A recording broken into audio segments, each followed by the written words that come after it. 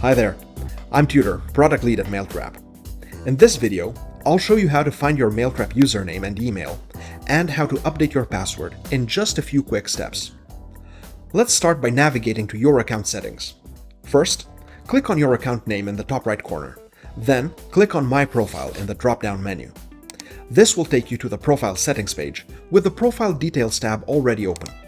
Here, you'll find your username, email, and selected time zone, all of which you can update as necessary. For security reasons, your current password isn't visible in this tab, or anywhere in the Mailtrap dashboard for that matter.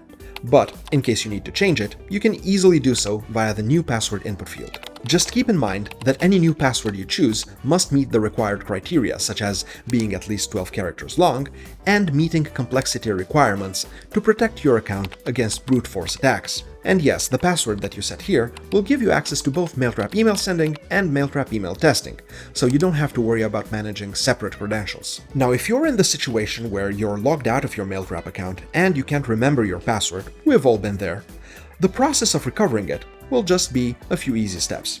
But before we get into covering those, just a quick reminder to click the subscribe button and turn on notifications so that you don't miss any of our upcoming Mailtrap how-to tutorials or product update videos.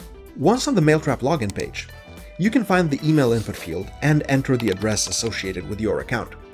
Then, you click Next and use the Forgot Password link located above the password input field. Using the link will open up a new page where you will be asked to re-enter your email and complete the reCAPTCHA.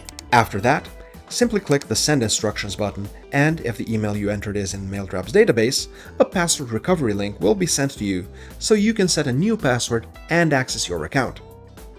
And with that, we wrap up this video.